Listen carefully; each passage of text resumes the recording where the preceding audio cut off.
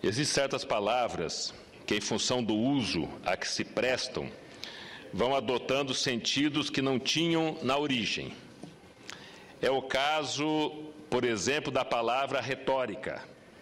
Hoje em dia, quando dizemos que o discurso de alguém é pura retórica, normalmente estamos censurando aquele tipo de discurso, acusando de ser apenas forma sem conteúdo. Em outras palavras, retórica passou a significar retórica ruim, na maioria das vezes em que aplicamos o termo.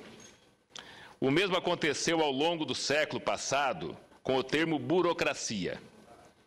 Um sistema burocrático é um sistema lento, ineficiente, improdutivo, redundante e ineficaz. E isso é interessante, pois, como no caso da palavra retórica, o termo burocracia originalmente não tinha uma conotação negativa. A retórica era simplesmente a arte de persuadir, de influenciar outras pessoas pelo uso da palavra. A burocracia, por sua vez, era nada mais, nada menos do que uma estrutura organizacional baseada em procedimentos regulares e rotineiros, voltados para a eficiência dos sistemas aos quais os processos burocráticos eram aplicados. É curioso, senhor presidente, que hoje pensemos na burocracia como sinônimo de ineficiência, de lentidão, de improdutividade. Hoje o termo foi praticamente dominado por sua acepção mais negativa, e burocracia passou a ser sinônimo de má burocracia, de excesso de burocracia. Arrisco-me a identificar duas causas para a inversão desse conceito. Em primeiro lugar, a burocracia, em estado puro, é inflexível. Um sistema perfeitamente burocrático não admite exceções, não admite jeitinhos. O problema é que um sistema rígido demais não dá conta de todos os imprevistos que são inerentes às atividades humanas. Em segundo lugar, burocracia gera burocracia. Uma norma é alterada por outra norma, que por sua vez é revogada por uma terceira e assim por diante, até que o conjunto de procedimentos se transforma num nó górdio, que nem mesmo Alexandre o Grande seria capaz de desatar. Essas reflexões iniciais, senhor presidente, senhoras e senhores senadores, me levam ao tema deste meu pronunciamento, que é a burocracia no mau sentido brasileira. É triste constatar, mas nos tornamos um dos países mais burocráticos do mundo. Justo nós, que gostamos de nos gabar de nossa adaptabilidade, de nossa criatividade, de nosso jogo de cintura.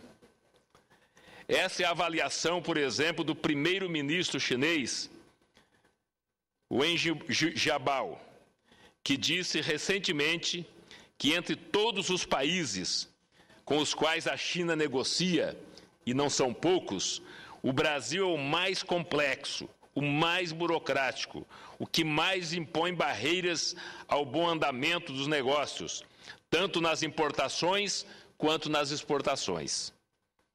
Essa é a avaliação, senhor presidente, dos próprios brasileiros, como muito bem demonstrou a excelente série de reportagens publicada pelo jornal O Estado de São Paulo, entre os dias 9 e 15 de abril.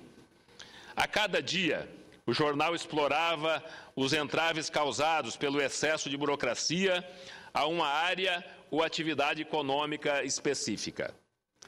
Na área de serviços, por exemplo, os saques, serviços de atendimento ao consumidor, são campeões de queixas, segundo dados do Ministério da Justiça. Mesmo com a entrada em vigor da lei do saque em 2009, a demora no atendimento e o jogo do empurra ainda são estratégias comuns utilizadas pelas empresas que usam o saque, como uma barreira entre elas e o consumidor, e não como deveria ser, como um canal de comunicação com seus clientes. A série prossegue com outros temas, Para abrir uma empresa no país, por exemplo, são necessárias 3 etapas, que envolvem providências nas esferas municipal, estadual e federal, e que levam um tempo médio de 119 dias para serem concluídas. Esse mesmo tempo, na Nova Zelândia, é de 1 dia, na Austrália, de 2 dias, em Singapura e Ruanda, 3 dias, nos Estados Unidos, 6 dias, e assim por diante, o que coloca o Brasil em 120º lugar, entre 183 países nesse quesito, segundo a avaliação feita neste ano pelo Banco Mundial. A última reportagem é a mais interessante e trata da cultura da burocracia que se instalou no país, da quantidade absurda de normas que se editam por aqui e dos custos que essa cultura acarreta ao Brasil.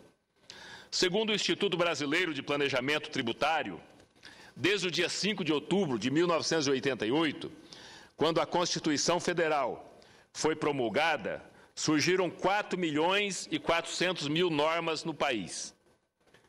O desperdício de esforço se revela no fato de que apenas 13% dessas normas estão em vigor. O texto conjunto desses mais de 4 milhões de emendas, leis, decretos, portarias, entre outros tipos de peças normativas, teria por volta de 13 bilhões de palavras. A taxa em que novas normas são produzidas no país é alucinante. Senhor presidente, juntos, a União, estados e municípios produzem, em média, 776 normas a cada dia útil, ou 32 normas por hora, ou uma nova norma a cada 2 minutos. A justiça está emperrada, senhoras senadoras, senhores senadores, pelos quase 87 milhões de processos pendentes de julgamento que atolam as cortes brasileiras. Senhor presidente, senhoras e senhores senadores, eu estava assistindo à posse, à transição, ou à transmissão de cargos no Supremo Tribunal Federal, na semana passada, e num dos trechos do pronunciamento, do brilhante pronunciamento do ministro Aires de Brito, que assumiu a presidência do Supremo Tribunal Federal, senador Mozarildo Cavalcante. Em determinado trecho do seu discurso, que foi uma peça uma obra de arte, né, um brilhante pronunciamento, ele diz que o juiz, o ministro, né, quando chega em casa, cansado, já altas horas da noite, antes de deitar, ele fala: Senhor, nos livrai-nos de tanta ação. Não é de tentação, não é de tanta ação. Porque a quantidade de ações que abarrotam os tribunais, né, os juizados, os tribunais federais, é uma coisa assustadora. Da mesma forma, é a nossa burocracia brasileira. Ninguém aguenta mais. O prejuízo que essa cultura burocrática causa ao país, segundo a Fiesp, chega a 46 bilhões de reais por ano. Isso corresponde, senhor presidente, a cerca de 25 bilhões de dólares anuais. É o PIB da Letônia, uma das 100 maiores economias mundiais. Esse é o montante que jogamos fora a cada ano por conta da nossa cultura burocrática. A correção dessas distorções é um trabalho para gerações, senhoras senadoras e senhores senadores, especialmente porque a burocracia permeia a vida do brasileiro em todas as suas esferas, desde a perspectiva do cidadão individual até a perspectiva das grandes questões de Estado. Já mencionei alguns exemplos dessa versatilidade da burocracia e agora quero citar um caso mais próximo da realidade do meu estado de Rondônia. O povo rondoniense, senhor presidente, vem sofrendo enormemente com o estado precário em que se encontra o trecho da rodovia BR-364 que passa pelo nosso estado. Eu cito aqui o caso da BR-364 e de outras obras no meu estado, mas isso tem acontecido em todo o Brasil. Esse já é o 3º ou 4º pronunciamento que faço esse ano dizendo que parte da infraestrutura do nosso país está emperrada e tem que se tomar providência o mais rápido possível, sob pena desses gargalos influenciar enormemente na economia brasileira, no PIB brasileiro. A BR-364 é uma rodovia absolutamente vital para Rondônia. Antes da sua construção, só se chegava a Porto Velho por barcos ou avião. Uma rodovia dessa importância para o oeste brasileiro, especificamente para o estado de Rondônia, não poderia estar no estado em que está. O trecho entre Cacoal e Presidente Médici está praticamente intransitável e já perdemos a conta dos acidentes naquele pedaço de estrada. A cratera que se abriu há mais de um mês perto de Porto Velho está parcial, precariamente coberta por uma ponte metálica construída pelo Exército. O Exército constrói umas pontes metálicas, ajuda muito a desobstruir o trânsito, mas não passam cargas de grande peso. Logo, tem que fazer desvio por dentro da cidade, por dentro de bairros, atormentando a vida da população e destruindo completamente a malha viária nas ruas por onde passam. Mas o trânsito naquele trecho é lento, o que compromete o transporte das toneladas de grãos que são escoadas pelos portos de Rondônia.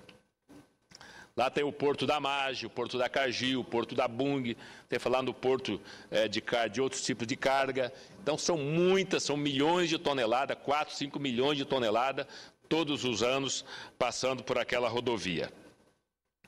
Aí vem desde as crianças rondonienses que precisam ir diariamente à escola, aos grandes produtores rurais de Rondônia e do Centro-Oeste, todos estão enfrentando grandes transtornos com a lentidão das obras de reconstrução daquele trecho da estrada. E as obras não andam, principalmente por entraves burocráticos envolvendo o DENIT, a Polícia Rodoviária Federal, o Governo do Estado e a Prefeitura de Porto Velho. Enquanto não se cumprem os labirínticos ritos para que as obras saiam do papel, a população sofre. A safra de grãos não é escoada, os prejuízos se acumulam, os riscos de novos acidentes não diminuem.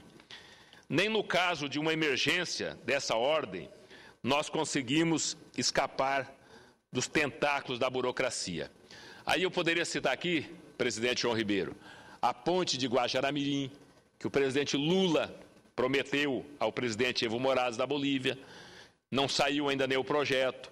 A presidente Dilma me falou, a mim e ao governador Confúcio Moura, que quer a ponte porque foi um compromisso do presidente Lula, mas agora ainda quer 6 meses e 10 dias para terminar o projeto, coisa que já faz mais de 2 anos que já iniciou esse projeto.